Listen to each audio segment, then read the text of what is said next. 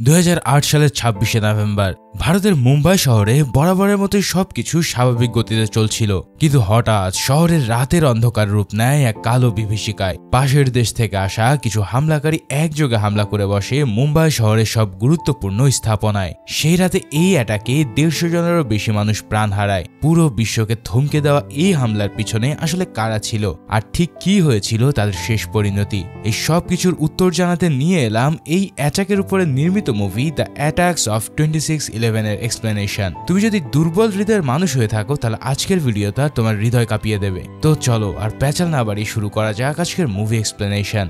মুভির শুরুতে আমরা কোর্টরুমের দৃশ্য দেখতে পাই। মুম্বাই পুলিশের জয়েন্ট কমিশনার রাকেশ মারিয়া ভারতের হাইকোর্টে একটা মামলা সাক্ষী দিচ্ছিলেন।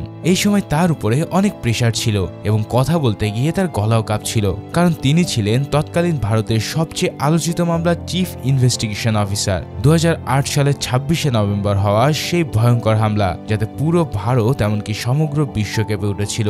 রাকেশ মারিয়ার কণ্ঠে আমরা শুনতে পাই শুরু থেকে আসলে কি ঘটেছিল। 26শে নভেম্বরের আগে কয়েকজন জেলে ভারতের মহাসাগরে নিজেদের বোট নিয়ে ঘুরে বেড়াচ্ছিল। তারা লাল পরিণামের এক বিশেষ মাছের সন্ধানে ছিল, যা কেবল গভীর সমুদ্রে পাওয়া যায়। তাই মাছের খোঁজা জাল বাইতে বাইতে বোট নিয়ে তারা অনেক গভীর সমুদ্রে ঢুকে পড়ে। ঠিক তখনই সবার মনে একটা আশঙ্কা জেগে ওঠে যে তারা কি পাকিস্তানের সমুদ্র সীমায় ঢুকে পড়লো। কিন্তু দূর অব্দি কোনো জাহাজ দেখতে না পেয়ে তারা বোট চালিয়ে যাওয়ারই সিদ্ধান্ত নেয়। তবে হঠাৎ দূর থেকে একটা বড় ট্রলারকে তারা এগিয়ে আসতে দেখে। প্রথমে সবাই ভাবে হয়তো পাকিস্তানি নৌবাহিনীর কোনো পেট্রোল বোট তাদের নজরে পড়ে গেছে, তাই জেলেরা সাথে সাথে সাদা পতাকা উড়িয়ে দেয়। কিন্তু বোট ঘোরানোর পরেও সেই ট্রলারটা তাদের বোটের একবারে কাছে এসে পড়ে। কিছুক্ষণের মধ্যেই সেই ট্রলারটি বোটের একবারে পাশে এসেই থামে। তারপর তার ভিতর থেকে কিছু পাকিস্তানি লোক বেরিয়ে আসে। তারা জেলেদেরকে জানায় যে তাদের বোটের ইঞ্জিন বোল্ট ছিঁড়ে গেছে, তাই তারা জেলেদের কাছে হেল্প চায়। তবে পরক্ষণেই হঠাৎ তাদের মধ্যে একজন নৌকার ভিতরে এদিক ওদিক উকিঝুঁকি মারতে শুরু করে। জেলেরা তাকে বাধা দেওয়ার চেষ্টা করলেও তার সঙ্গীরা তাকে মারধর করতে থাকে। হঠাৎ তারা পিস্তল বের করে ফাঁকা গুলি ছুড়লে জেলেরা এবার ভয়ে চুপসে যায়। এরপর সেই লোকটা ইঞ্জিন রুমটাকে ভালো করে চেক করে দেখে। ভিতরটা ভালোভাবে দেখে নেওয়ার পর সে তার আরো সঙ্গীদেরকে নৌকায় ডেকে নেয়। এই নতুন লোকগুলো কিন্তু বাকি সবার মতন পাঞ্জাবি নয়, বরং তারা টি শার্ট প্যান্ট পরেছিল। হামলাকারীদের একজন জেলেদের লিডার অমরকে বলে যে এই লোকগুলোকে তুমি মুম্বাই পৌঁছে দেবে, তবেই আমরা তোমাকে এবং তোমার সঙ্গীদেরকে মুক্তি দেব। অমর তাদের কাছে অনেক কাকুতি মিনতি করে তার সঙ্গীদের তখনই ছেড়ে দেওয়ার অনুরোধ করতে থাকে, কিন্তু তারা তার কথায় কান না দিয়ে তাকে বোট চালানোর আদেশ দেয়। তারা বাকি সঙ্গীদেরকেও তার বোটে তুলে নেয়। এরপর অমর বোটে উঠে তরুণদের নিয়ে যাত্রা শুরু করে। তাদের মুখের ভাবভঙ্গি দেখে কিন্তু বোঝা যাচ্ছিল যে এরা কোনো সাধারণ মানুষ নয়। নৌকায় ওঠার সময় তারা অনেক অস্ত্রের বক্সগুলো নিজেদের সাথে নিয়েছিল।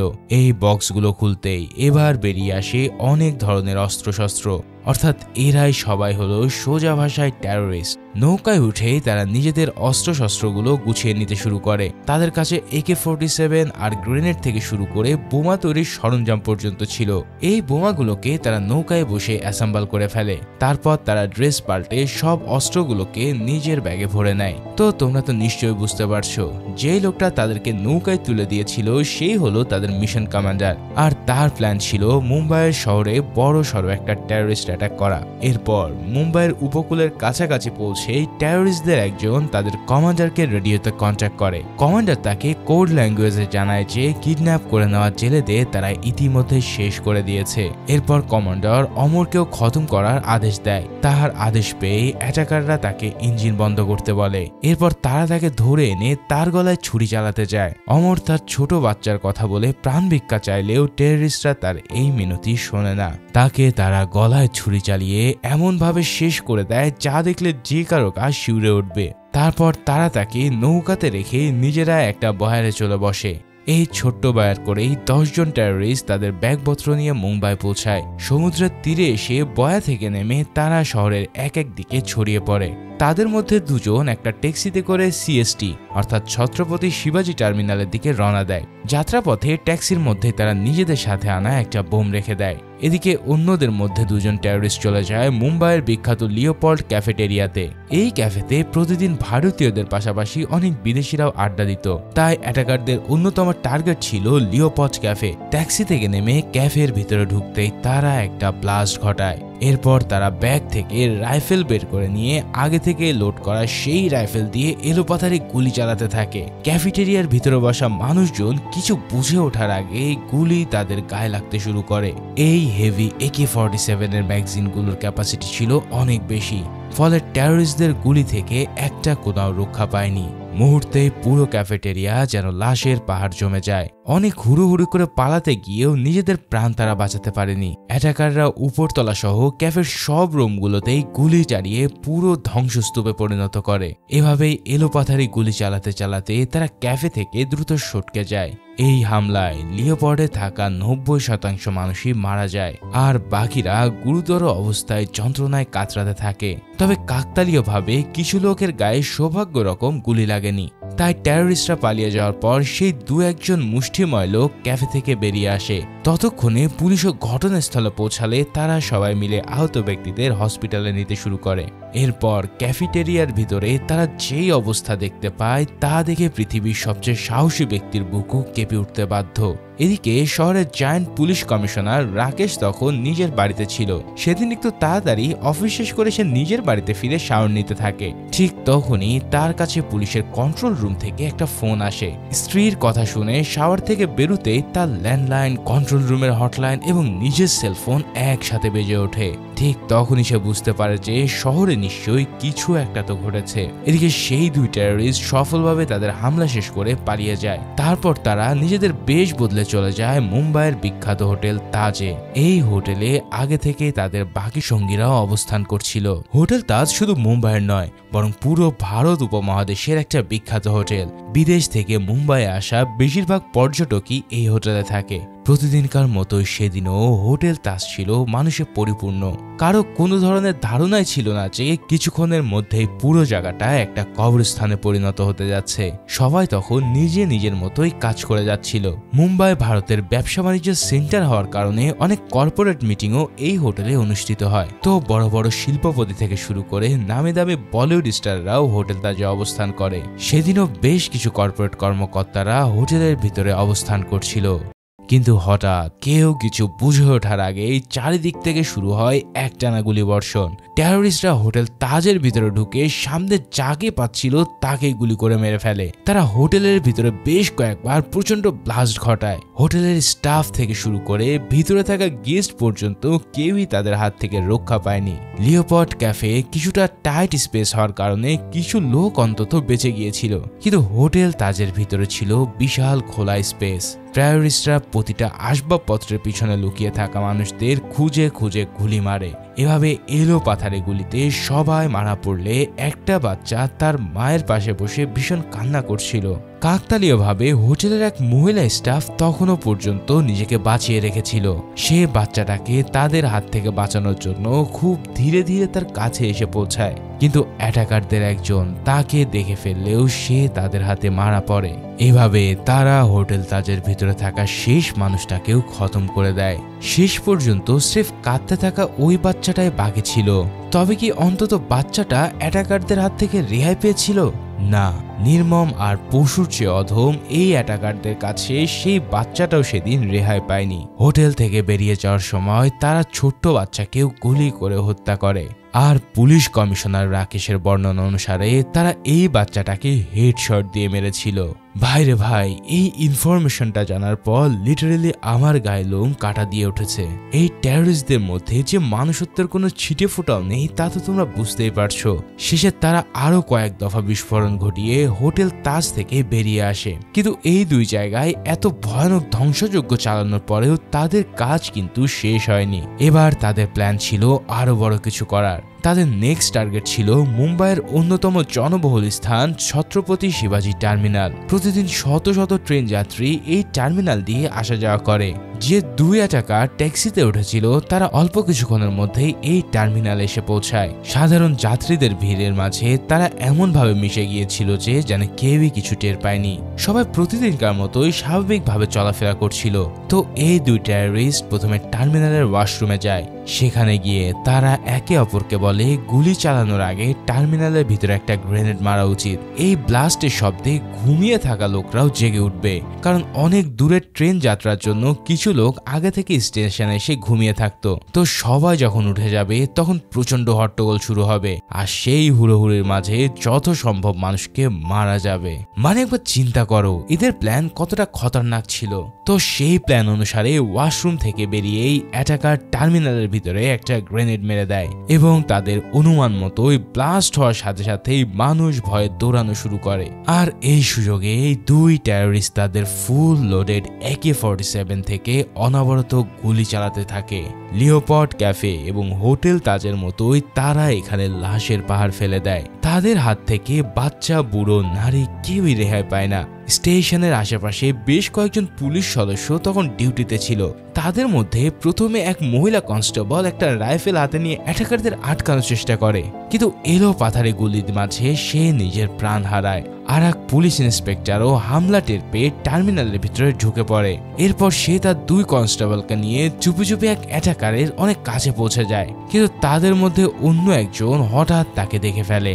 অতঃপর তারা দুজন মিলে এই 3 পুলিশ সদস্যকেও শেষ করে দেয়। এভাবে পুরো টার্মিনালে অনেক মানুষ হত্যার পর তারা সেখান থেকে বেরিয়ে পড়ে। টার্মিনালের বাইরে কিছু লোক অনেক কষ্টে লুকিয়ে তাদের জীবন অল্পের জন্য বাঁচিয়ে নেয়। আরেকজন পুলিশ কনস্টেবল এসে রাইফেল হাতে তাদেরকে খোঁজার চেষ্টা করে, কিন্তু ততক্ষণে অ্যাটাকাররা সেখান থেকে পগার পার। তাদের বদলে কনস্টেবল অসংখ্য লাশের মাঝে তার সহকর্মীদের ডেড বডি খুঁজে পায়। তার পুরো দুনিয়াটাই যেন নিমিষে অন্ধকার হয়ে আসে। কি করবে তা বুঝতে না পেরে সে সেখানেই বসে আর্তনাদ করে ওঠে। অন্যদিকে কমিশনার রাকেশ তখন তার ঘরে বসে চোখে অন্ধকার দেখছিল। একের পর এক নিউজ আসতে থাকে তার কাছে, অথচ সে বুঝে উঠতে পারছিল না যে সে কি করবে। শেষে সরাসরি হোম সেক্রেটারিকে ফোন করে সাহায্য চায়। এই ইস্যু ততক্ষণে ন্যাশনাল সিকিউরিটি ইস্যুতে পরিণত হয়ে গেছে, তাই হোম সেক্রেটারির হস্তক্ষেপে মুম্বাই ন্যাশনাল সিকিউরিটি কমান্ডো পাঠানোর কাজ শুরু করা হয়। অন্যদিকে টার্মিনালে হামলা চালানো 2 অ্যাটাকার স্টেশন পাস করে পাশের কামা হসপিটালে যায়। এরই মধ্যে খবর আসে যে মুম্বাইয়ের রাস্তায় একটা ট্যাক্সিতেও ব্লাস্ট ঘটেছে, মানে যে ট্যাক্সিতে তারা বোম রেখেছিল সেটাও ইতিমধ্যে ব্লাস্ট হয়েছে। আসলে টেররিস্টদের উদ্দেশ্য ছিল শহরের রাস্তা থেকে শুরু করে আলাদা আলাদা জায়গায় হামলা চালানো, যাতে পুরো শহরেই একটা তীব্র আতঙ্ক ছড়িয়ে পড়ে। এবার যখন তারা হসপিটালের দিকে যাচ্ছিল তখন পাশের বস্তিতে থাকা এক ব্যক্তির কাছে তারা পানি চায়। সেই লোকটাও সরল মনে তাদের পানি খাওয়ায়, কিন্তু অ্যাটাকাররা পানি খাওয়ার পর তাকেই তার ছেলের সামনে গুলি করে মারে। মানে এত নৃশংসতা এর আগে আমি অন্য কোনো মুভিতে আর দেখিনি। তো এই টেররিস্টরা এবার হসপিটালের দিকে রওনা দেয়। তারা জানতো যে বিভিন্ন জায়গার আহত ব্যক্তিদের হসপিটালে নিয়ে যাওয়া হবে, তাই যদি তারা এই হসপিটালে একটা হত্যাযজ্ঞ চালায় তবে মানুষ হসপিটাল আসতেও ভয় পাবে। সেই উদ্দেশ্যেই তারা হসপিটালের গেটের দিকে আগাতে থাকে। তবে জানলা দিয়ে একজন ডিউটি ডাক্তার তাদেরকে দেখে ফেলেছিল।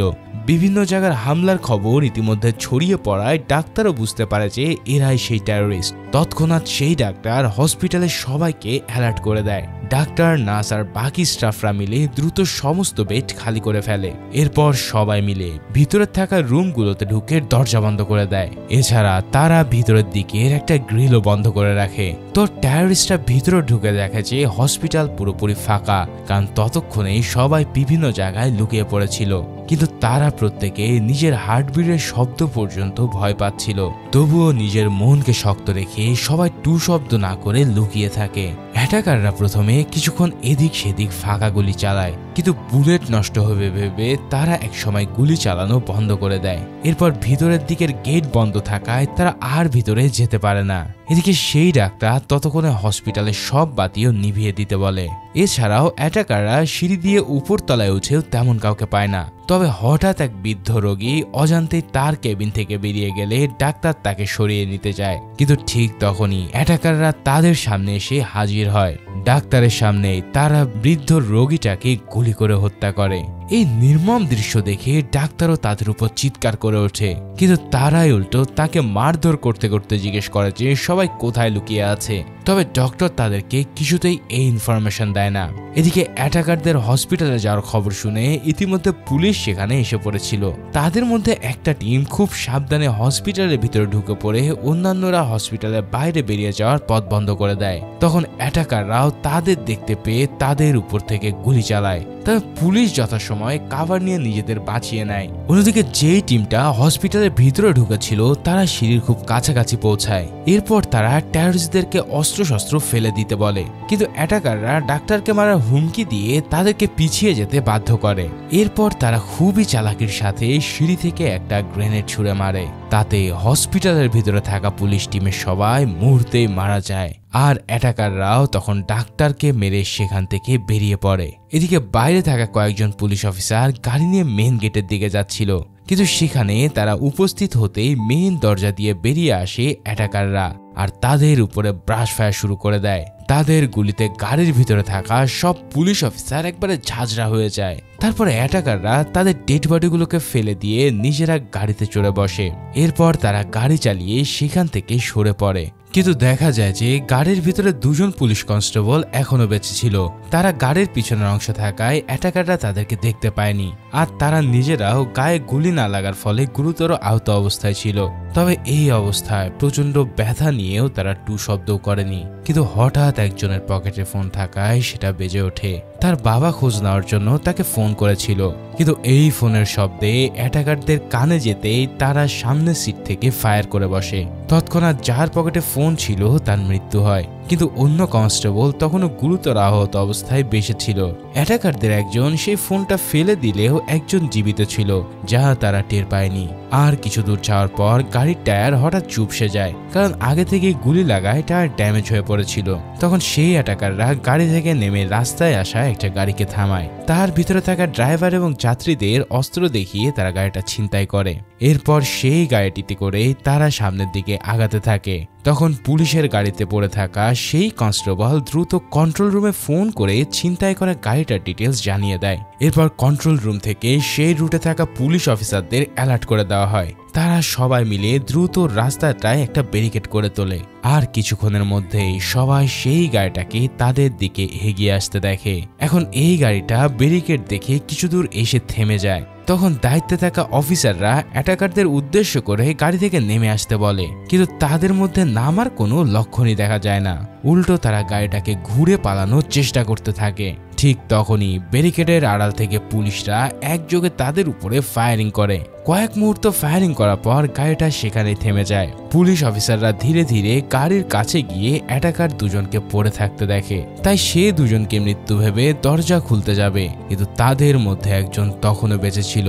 সে তার হাতে থাকা রাইফেল দিয়ে অফিসারকে ঝাঁঝরা করে দেয়। তখন অন্যান্য পুলিশেরা লাঠি নিয়ে তার উপরে ঝাঁপিয়ে পড়ে এবং তার হাত থেকে তার রাইফেল কেড়ে নেয়। এবার এই টেররিস্ট পুলিশের হাতে গণপিটুনি হজম করতে থাকে। ফাইনালি পুলিশ এই টেররিস্টদের একজনকে জীবিত ধরতে সক্ষম হয়। এই খবর কমিশনার রাকেশের কাছে আসা মাত্রই সে অ্যাটাকারকে হসপিটালে নিতে বলে। স্বরাষ্ট্র মন্ত্রণালয়ের কাছ থেকেও এই অ্যাটাকারের যে কোনো মূল্যে জীবিত রাখার আদেশ দেওয়া হয়, কারণ এই হামলার খুঁটিনাটি প্ল্যান সব জানতে গেলে অন্তত একজনকে জীবিত ধরতে হতো।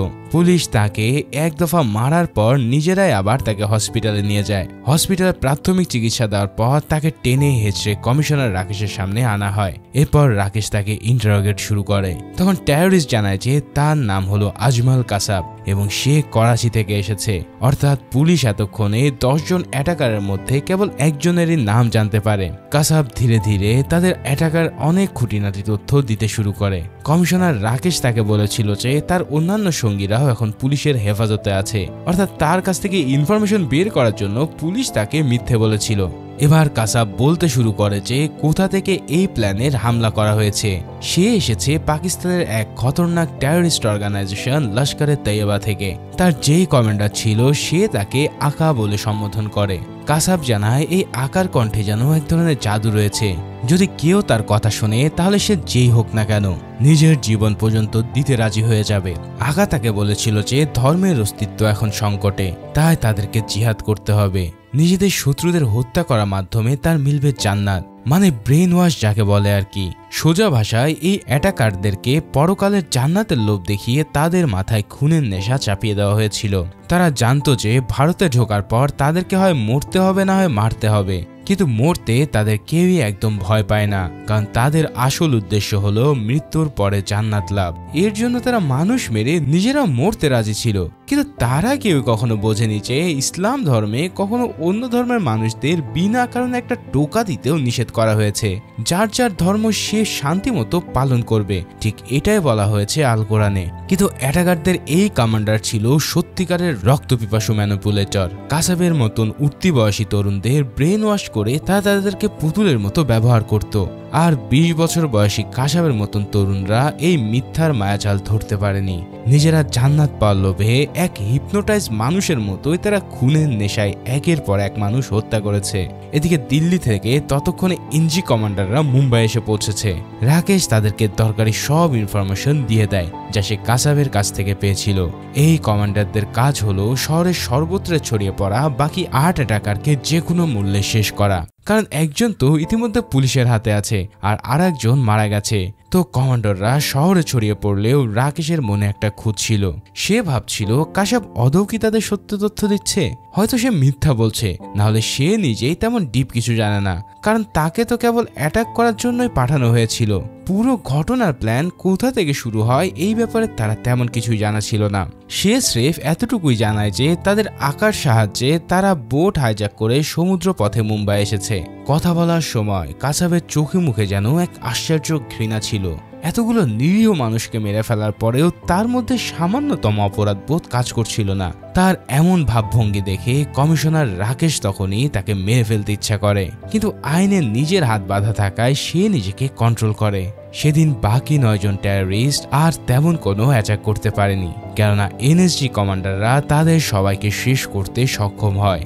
এরপর অনেক দিন পার হয়ে যায়। ততদিন কোর্টে কাসাবের বিরুদ্ধে ট্রায়াল চলছিল আর রাকেশের নেতৃত্বে পুলিশরাও তার উপরে ইন্টারোগেশন জারি রাখে। এর মধ্যে একদিন কাসাব তার সঙ্গীদের সাথে থাকার অনুমতি চায়। সে তখনও জানে না যে তার বাকি সঙ্গীরা অনেক আগে উপরে উঠে গেছে। তখন রাকেশও তাকে বলে, আচ্ছা তোকে এখনই তোদের সঙ্গীদের কাছে নিয়ে যাচ্ছি। এরপরে তাকে হাত করা পরিয়ে চোখ মুখ বেঁধে একটা মর্গে হাজির করা হয়। চোখ খুলে দেওয়ার পর কাসাব দেখতে পায় যে ফ্লোরে রাখা আছে তার সঙ্গীদের লাশ। তাদের প্রত্যেকের শরীরেই অসংখ্য বুলেটে ঝাঁঝরা হয়ে গেছে। রাকেশ তাকে বলে যে দেখ তোর সঙ্গীদের কি অবস্থা, এই পরিণতির কথাই কি তোদের আকা তোকে বলেছিল? সবার এমন জঘন্য মৃত্যুর পরেও আকার তো এখন আর কোনো খবর নেই। রাকেশ তাকে আরো জিজ্ঞেস করে যে সে কি কোরআনে থাকা জিহাদ শব্দের অর্থটা জানে? সবচেয়ে বড় জিহাদ তো মানুষের নফস অর্থাৎ নিজের মনের বিরুদ্ধে জিহাদ করা। ইসলাম তো এমন খুনোখুনি আর হিংসাকে কোনোভাবে প্রশ্রয় দেয় না, বরঞ্চ এইসব প্রবৃত্তিকে নিয়ন্ত্রণ করে নফসকে দমিয়ে রাখাটাই হলো আসল জিহাদ। অথচ অ্যাটাকারদের দলে আকা নামে সেই কমান্ডার এমন ছেলেদেরকে ভুলভাল বুঝিয়ে তাদের মাথা খারাপ করে দেয়। এভাবেই তারা হিতাহিত জ্ঞান হারিয়ে নির্বিচারে মানুষদের খুন করা শুরু করে। রাকেশ জিজ্ঞেস করে, নিষ্পাপ শিশু আর বাচ্চারাও কি তোদের জন্য হুমকি ছিল? কাসাব এই সকল প্রশ্নের আর উত্তর দিতে পারে না। রাকেশ তার এতদিনের পুষে রাখা রাগ এবার পুরোপুরিভাবে উগড়ে দেয়। সে লিটারেলি কাসাবকে তার সঙ্গীদের লাশের গন্ধ শুকতে দেয়। এই মৃত্যু কি তারা চেয়েছিল, যেখানে 2 গজ মাটি পর্যন্ত তাদের ভাগ্যে জোটেনি? যদি তারা জীবনে একবার হলেও নিজে কোরআন পড়তো তাহলে হয়তো বুঝতে পারতো যে ইসলাম আসলে কোন জিহাদের কথা বলেছে। এমনকি হযরত মুহাম্মদ সাল্লাল্লাহু আলাইহি সাল্লাম বলেছেন যে কিয়ামতের দিন হত্যাকারীরাই সবচেয়ে বড় শাস্তি পাবে। এই কথাগুলো শুনে ব্রেন ওয়াশড হয়ে থাকা সদ্য কাসাব মানসিকভাবে ভেঙে পড়ে। তার 2 চোখ দিয়ে এবার পানি পড়তে থাকে, কিন্তু ততদিনে আফসোস করার সময়ও ফুরিয়ে এসেছে। এরপর কাসাব আরো অনেক দিন জেলের ভিতর কাটায়। 4 বছর ধরে শুনানি চলার পর অবশেষে 2012 সালের 21শে নভেম্বর তার ফাঁসি কার্যকর করা হয়। সেদিন ভোরে হঠাৎ জেলের অফিসাররা এসে তাকে ঘুম থেকে ডেকে তোলে। সে বুঝতে পারে যে আজই হলো তার শেষ দিন। ফাঁসির আগ মুহূর্তে তাকে গোসল করিয়ে নামাজ আদায় করার সুযোগ করে দেওয়া হয়। তার চোখে তখন ভেসে উঠতে থাকে যে কিভাবে সে অনেক নিরপরাধ ব্যক্তিদের জীবন নিজ হাতে নিয়েছে, কিন্তু তওবার দরজা তখনও তার জন্য খোলা ছিল কিনা সেটা আল্লাহই ভালো জানেন। অবশেষে সব ফর্মালিটিস শেষ করে তাকে ফাঁসির মঞ্চে নিয়ে আসা হয়। জেলারের উপস্থিতিতে জল্লাদ এসে তার মুখে কাপড় পরায়, তারপর লিভার টেনে দিতে তার ফাঁসি কার্যকর হয়। এভাবে 4 বছর পর 26/11 এই নৃশংস হত্যার বিচার কার্য সম্পূর্ণ হয়েছিল। এই হামলা ছিল ভারতের ইতিহাসে সবচেয়ে হৃদয় কাঁপানো ঘটনা। সেদিনের এই হামলায় প্রায় 166 জন নিহত হয় এবং 238 জন মানুষ আহত হয়েছিল। কমিশনার রাকেশ তদন্ত থেকে শুরু করে সবকিছু দক্ষতার সাথে হ্যান্ডেল করেছিলেন। তাই সবকিছু শেষে তিনি হয়ে ওঠেন দেশের অন্যতম এক সম্মানিত ব্যক্তি। আর তার কাজের পুরস্কার স্বরূপ তাকে অ্যান্টি টেরোরিজমের চিফ হিসেবেও নিয়োগ দেওয়া হয়। ঠিক এমনই এক সিনের মধ্যে দিয়ে এই হার্ট টাচিং হিস্টোরিক্যাল মুভিটার এখানেই শেষ হয়। তো ভিডিওটা কেমন লাগলো তা অবশ্যই আমাকে জানিও। আর হ্যাঁ, কোনো ধর্মেই কখনো কাউকে ক্ষতি করার কথা বলা হয়নি, বরঞ্চ ধর্মের লেবাস ধরে কিছু মানুষ আছে যারা সবসময় ফায়দা লুটতে চায় এবং সকলের সম্প্রীতির মাঝে ফাটল ধরাতে চায়। তাই তোমরা যে যার ধর্মে আছো অন্ততপক্ষে নিজেদের ধর্মগ্রন্থগুলো নিজ থেকে পড়ে বোঝার জন্য চেষ্টা করো, তাহলে হয়তো অনেকের ব্রেন ওয়াশ থেকে তোমরা নিজেরাও মুক্ত হতে পারবে। তো আজ এই পর্যন্তই, দেখা হচ্ছে পরের কোনো ভিডিওতে। সেই পর্যন্ত আল্লাহ হাফেজ।